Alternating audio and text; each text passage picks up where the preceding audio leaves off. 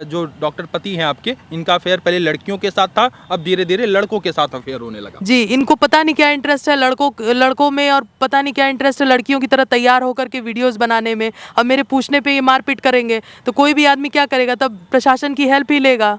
क्या मिला वहाँ पे, सामान क्या नहीं मिले? जो आरोप लगाया गया था, जो भी चीज़ें मिली हैं वो रिकॉर्डिंग में है, अंदर वो रिकॉर्ड में आ गई हैं, उनको देख लिया जाए। आपके ऊपर जो आरोप लगा है, कंप्लेन किया कि आपके पति पॉर्न वीडियो शूट करते हैं। जी डॉक्टर साहब, जो आपके ऊपर आरोप लगा है, उन आरोपों के बारे में आप क्या कहना चाहेंगे? आपकी पत्नी ने गंभीर आरोप लगाया है कि आपके ऊपर की आपने वीडियो शूट करते हैं। फिर आप क्यों बोल नहीं रहे हैं? अगर आप पुलिस के पास कंप्लेन करती हैं, कहती हैं कि इस कमरे के अंदर वो तमाम सामग्री है, जब पुलिस ताला खोलती है, दरवाजा देखती है, तो क्या कुछ मिलता है? हम बिंदी, चूड़ियों का टूटी हुई चूड़ियाँ, बिंदी के रैपर्स, और उसमें लिखा हुआ था Varunesh you are not a man you are a fancy, इस तरह की चीज़ें जो औरतों से रिलेटेड थी। और आपके डॉक्टर पति नेकलेस भी पहनते थे और महिलाओं का वो फ्रॉक भी पहनते थे, हर चीज़ पूरी तरीके से एज ए महिला अपने आप को प्रेजेंट करते थे। जी, और वो सब चीज़ें वीडियोस और फोटोज़ में अवेलेबल है, जो जो चीज़ें वो यूज़ करते थे। अच्छा, ये बातें जब आती हैं तो क्या कोई एक बार को सोचेगा कि कोई डॉक्टर ऐसा कैसे कर सकता है कि वो अपनी ही वीडियो बनाएगा, अपनी ही वीडियो बना साइट पर अपलोड करेगा, और ये तमाम, जबकि उसकी एक पत्नी भी है, उसका एक बच्चा भी है और उसकी आमदनी भी अच्छी है, तो क्यों ये तमाम सारी चीज़ें? हमारे साथ जो महिला हैं, ये डॉक्टर की पत्नी है और इन्होंने अपने पति यानी डॉक्टर पति के ऊपर एक ऐसा गंभीर आरोप लगाया है जिसे सुनकर आप दंग रह जाएंगे और आपको यकीन नहीं होगा कि कोई डॉक्टर ऐसा कर सकता है। मैं इन्हीं से जुड़ूंगा, बातचीत करने का प्रयास करूंगा। क्या नाम है मैम आपका?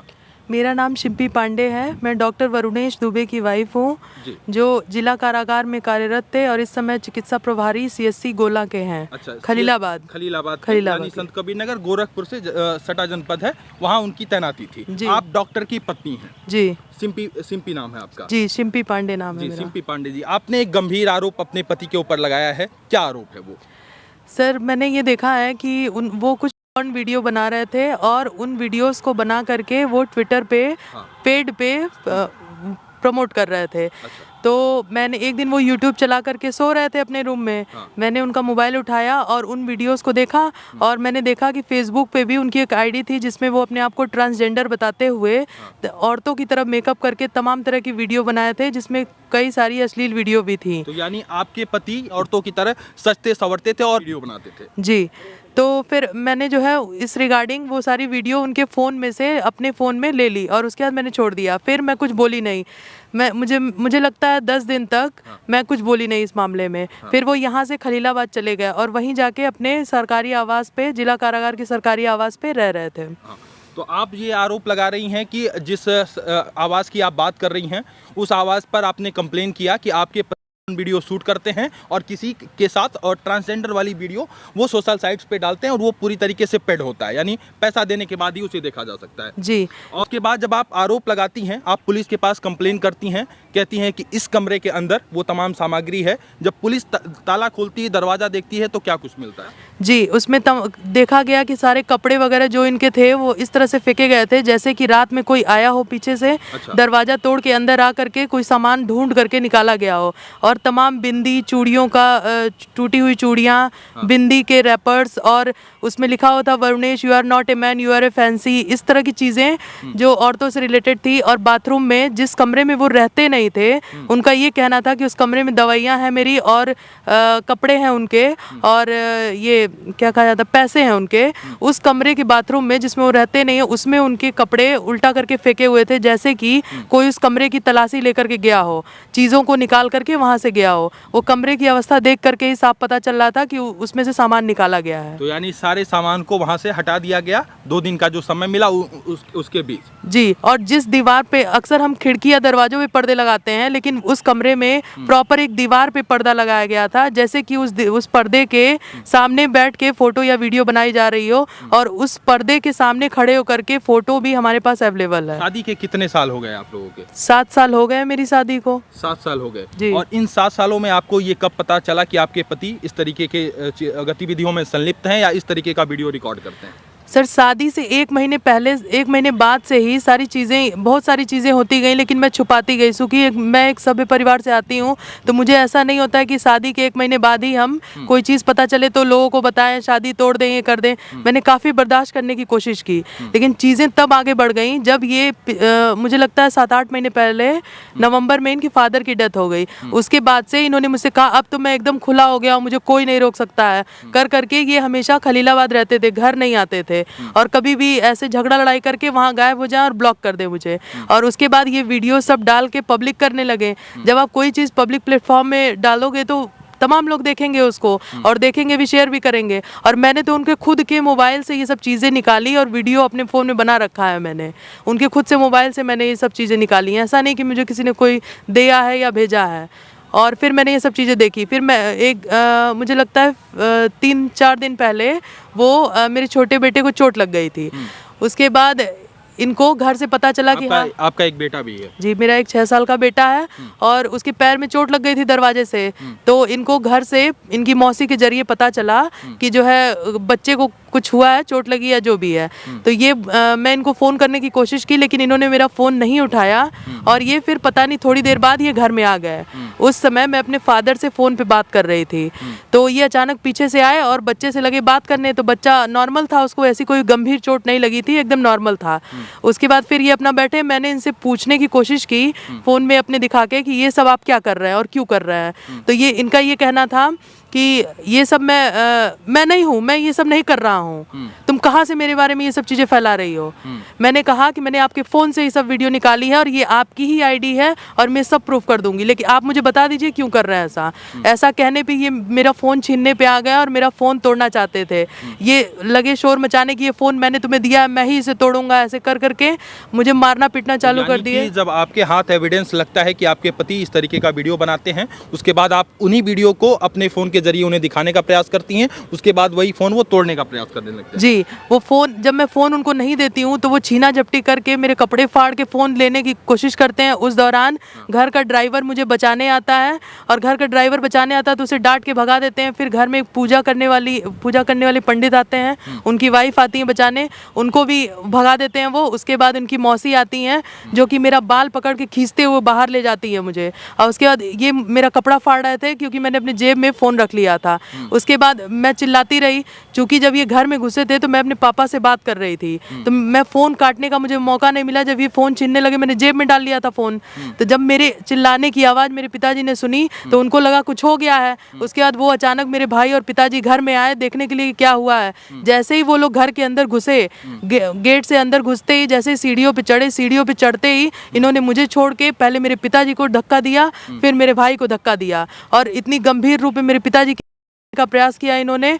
और उनके गर्दन पे, उनके आंखों पे अभी भी गंभीर चोट लगे हुए, उनके एक आंख से दिखाई भी नहीं दे रहा है। यानी कि आप कह रही हैं आपके पिता और भाई को मारा गया, साथ में आपको भी मार पिटाई किया गया, लेकिन डॉक्टर का ये कहना है, उधर से दूसरे पक्ष से उनका ये कहना है कि वो लोग मुझे मारना चाहते हैं। ये भी कहना है कि मेरे जो सोशल इमेज है उसको डिस्टर्ब करने का प्रयास किया जा रहा है। हालांकि मेरी उनसे बातचीत हुई तो वो कुछ कैमरे पर बताने के लिए राजी नहीं हुए। तमाम जो आपने आरोप लगाए उस आरोप को मैंने वो सवाल के रूप में उनसे रखा, तो वो भागते हुए नजर आए, कुछ कहते हुए बचने लगे। लेकिन उनका ये कहना है, तमाम जगहों पर ये कह रहे हैं कि मेरे इमेज को धूमिल करने का प्रयास किया जा रहा है, मेरी छवि को बर्बाद करने का प्रयास किया जा रहा है। आप ये बताइए कि जब मैंने उनसे शादी करी थी तब वो कुछ भी नहीं करते थे, नॉर्मल MBBS थे, और मेरी शादी के 1 साल बाद उनकी जॉब लगी है। 5 मई 2020 को उनकी जॉब लगी है, जिसमें उनका खलीलाबाद वहाँ PSC हरैया उनकी पहली पोस्टिंग है, और वो खलीलाबाद में ही तब से 4-5 सालों से रह रहे हैं। अगर कोई लड़की जो एक ऐसे लड़के से शादी करती है जो शादी के दौरान कुछ भी नहीं करता हो,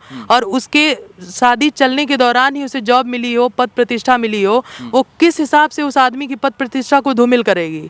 क्या आपको कहीं न्याय नहीं मिल रहा था कि इन तमाम बातों को, इन तमाम अपने घरेलू बातों को आप मीडिया और सोशल मीडिया पर सामने रख रही हैं, कैमरे के सामने बता रही हैं? क्या आपको कहीं से न्याय नहीं मिल रहा था? क्या आपको कहीं से कोई उम्मीद की किरण नहीं दिखाई दी कि ये तमाम बातें आप कैमरे पर रख रही हैं? मैं ये बहुत दुख के साथ कहना पड़ रहा है कि मैं बहुत मजबूर हूँ ये सब बोलने के लिए, क्योंकि जो मेरा मामला है उससे डाइवर्ट करके ये अपने घर की बातों को बाहर ले आ रहे हैं। इसलिए मजबूरी में मुझे इन सब सारी चीज़ों का जवाब साक्ष्य के साथ देना पड़ रहा है। एक तरफ ये पूरी कहानी रखने के बाद एक तरफ तो ये लगता है कि डॉक्टर की प्रतिष्ठा और मान सम्मान, इज्जत इज्जत धूमिल हो गई, और दूसरी तरफ ये लगता है कि आपकी ज़िंदगी पूरी तरीके से बर्बाद हो गई।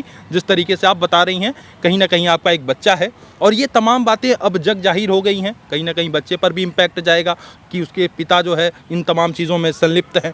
क्या इसका और कोई विकल्प नहीं था? कोई और कहीं से कोई न्याय मिलने की उम्मीद नहीं दिख रही थी आपको? सर मैं ये सब करना ही नहीं चाहती थी। 7 सालों से मैं बहुत सारी चीज़ें बर्दाश्त करके चली रही थी।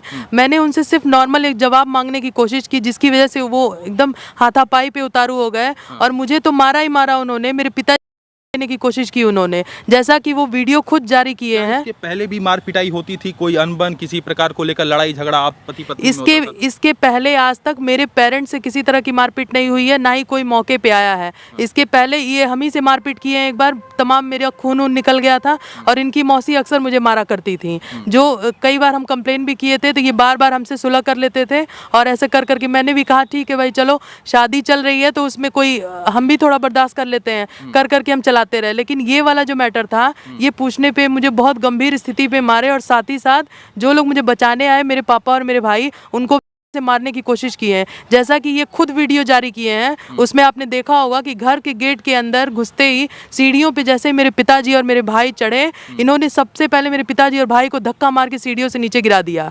जब कोई गिरेगा उसे चोट आएगी, उसे मारेगा कोई तो जब कोई आपको कोई मारेगा तो आप भी उसे मारोगे ही। तो मार पिटाई दोनों पक्ष में जो है हुई है जी। जब ये लोग मुझे मारेंगे तो कोई मुझे बचाने आएगा, जब समझेंगे नहीं उसको भी मारेंगे तो कोई छोड़ेगा तो है नहीं। और इस चीज़ को ये अदरवाइज लेके ये दिखा रहे हैं कोई मार पिटाई करने आया। ये बताइए कोई उस घर में मूवी चल रही है क्या कि कोई सेटअप पड़ा हुआ है कि हाँ कोई आएगा मार पीट करेगा ये करेगा? अगर ये करता तो 7 सालों तक मार पिटाई ही चल रही होती और तमाम मुकदमे दर्ज होते वहाँ। क्या चाहती हैं कि अब क्या हो? जैसा कि आप पहले बता रही हैं कि कमरे का ताला खुलवाने का आप चाह रही थी, ताला तो खुल गया। ताला खुलने के बाद वीडियो भी रिकॉर्ड हुआ, पुलिस प्रशासन के लोग भी मौजूद थे, आप भी मौजूद थी, आपके छोटे भाई भी मौजूद थे। अब क्या चाहती हैं वर्तमान समय में आप? वर्तमान समय में ये जिस मुद्दे पे मैंने इनके लिए मुकदमा करवाया है, उस मुद्दे पे लोगों का फोकस ना करके अपने घर बीती हुई 1 साल 2 साल 4 साल पुरानी बातों को ये पब्लिक कर रहे हैं। इसलिए मुझे यहाँ मजबूरी में जवाब देने आना पड़ा है। इन्होंने कहा कि मैं कैमरा तोड़ रही थी। एक्चुअली इन्होंने बाद में जब सीसीटीवी कैमरा लगाया तो उस कैमरे में ये छेड़छाड़ करते थे। कैमरे की जो गतिविधि मेरे साथ हुई, मुझे मारा गया, गाली दिया गया, वो चीज़ जब मैं कहती थी कि या तो मुझे कैमरे का एक्सेस दे दीजिए या तो जब मुझे मारा जा रहा है तो वो रिकॉर्डिंग दीजिए आप मुझे, तो ये कहते थे मेरे पास एक्सेस नहीं है। आप खुद देख सकते हैं उनके पास अगर एक्सेस नहीं है तो वीडियोस कहाँ से ला रहे हैं वो।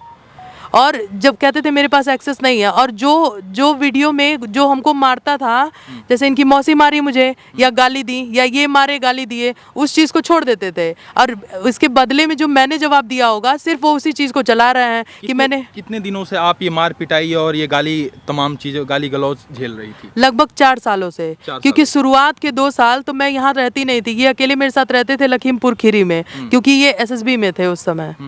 क्या आपके पति का कहीं और भी अफेयर किसी और महिला के साथ था?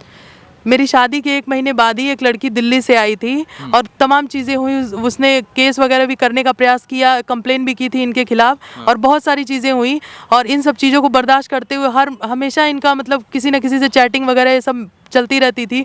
लेकिन ये जो मामला आया कि लड़के के साथ वीडियो बनाने वाला, ये मामला इतना गंभीर था जिसको मैं एकदम बर्दाश्त नहीं कर पाई और इनसे सवाल करने पे इन्होंने हाथापाई किया। इसलिए मैं मजबूरी में जाके खलीलाबाद साक्ष्य देखने के लिए उस कमरे में बैठी। तो यानी कि इनका अफेयर पहले भी था कई लड़कियों के साथ, उसका आप जो है किसी तरीके से उसको एग्री कर ली कि भाई चलो कोई बात नहीं, पास्ट होता है या प्रेजेंट होता है। जी, शादी हो चुकी थी, उसके पहले भी एक लड़की से था तो वो लड़की आई थी, फिर भी मैंने सब कुछ सहा। फिर शादी के बाद भी 2 लड़कियां आई, फिर भी मैंने सब कुछ सहा। लेकिन अब लड़कियों के बाद लड़कों का मतलब इनका बढ़ता ही जा रहा है और उस पर आंसर देने की बजाय मार पिटाई करेंगे तो बताइए कोई भी सब लड़की कितने दिन तक बर्दाश्त करेगी और रहेगी। यानी कि पहले इनका अफेयर जो डॉक्टर पति हैं आपके, इनका अफेयर पहले लड़कियों के साथ था, अब धीरे धीरे लड़कों के साथ अफेयर होने लगा। जी, इनको पता नहीं क्या इंटरेस्ट है लड़कों में और पता नहीं क्या इंटरेस्ट है लड़कियों की तरह तैयार होकर के वीडियोस बनाने में। अब मेरे पूछने पे ये मारपीट करेंगे तो कोई भी आदमी क्या करेगा, तब प्रशासन की हेल्प ही लेगा। पुलिस प्रशासन के लोग अभी क्या कुछ कह रहे हैं इस पर? अभी तो उन्होंने कोई ऐसी कार्रवाई नहीं की है। मुझे इस पे कोई संतुष्टि भी नहीं है कि मैंने जितना उन लोगों को प्रूफ दिया, जो भी चीज़ें दी, उसके खिलाफ कोई कार्रवाई नहीं की गई।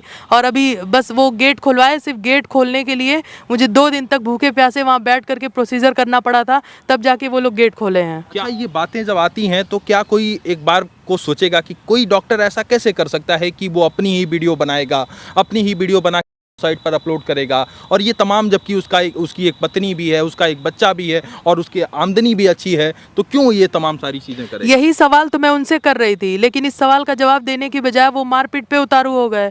इसकी वजह से मुझे ऐसा स्टेप लेना पड़ा।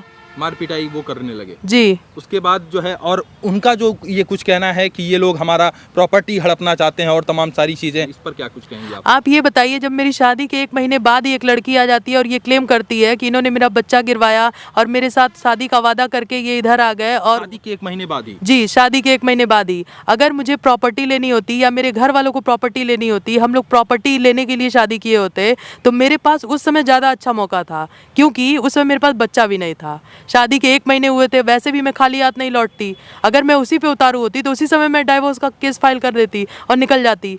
लेकिन तब ये मेरे पैर पड़ पड़ के ये कहना शुरू कर दिए थे कि नहीं नहीं, मेरी कोई गलती नहीं है। मतलब उस लड़की को गलत ठहरा करके इन्होंने अपने आप को सही साबित किया। चूंकि मुझे इतना नहीं पता था, क्योंकि वो लड़की दिल्ली से आई थी और मुझे सारे सबूत देखने भी नहीं दिए गए। वो सब मैं बाद में देखी। वो लड़की वहाँ दिल्ली वापस जाके फिर सारे सबूत मुझे भेजी। उसको पैसे वैसे दे के इन्होंने भेज दिया था। यानी पिछले कई सालों से आप जो है अंदर ही अंदर तमाम चीज़ों को जानकर सहती रही, लेकिन ये नहीं पता था कि आपके पति इस तरीके का वीडियो शूट करते हैं। जी। जो वीडियो में देखा जा रहा है कि फ्रॉक पहने हुए आपके डॉक्टर पति हैं, तो वही आपके पति हैं? फ्रॉक पहने जी, हुए? बिल्कुल वही हैं, बिल्कुल वही हैं। फ्रॉक पहन के और तमाम जो है लेडीज वाला सारा जो है वस्त्र पहनते थे, सजते संवरते थे और उसका वीडियो बनाते थे। यहाँ तक कि जिस दिन हम लोग वहाँ ताला खुलवाने के लिए खलीलाबाद में रुके हुए थे, उस दिन एक कुरियर वाला एक नेकलेस लेके आया, जो कि उनके जानने वाला एक लड़का है, जिसको उन्होंने टेम्प्रोरी जेल में वार्ड बॉय बना रखा है। उसका नाम है राम सुभग।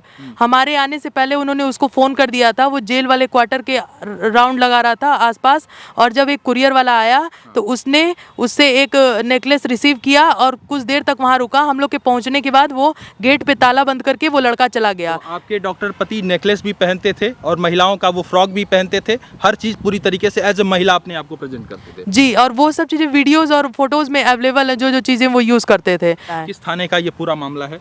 खलीलाबाद कोतवाली का। खलीलाबाद कोतवाली का ये पूरा मामला है, गोरखपुर से सटा जनपद है। बहरहाल डॉक्टर साहब की पत्नी थी, ये क्या कुछ आरोप लगा रही थी, क्या कुछ बातें कह रही थी, इस पूरी बातों पर आपकी क्या कुछ प्रतिक्रिया है और आप क्या कुछ सोचते समझते हैं, अपनी राय कमेंट बॉक्स में हमें ज़रूर लिखिएगा।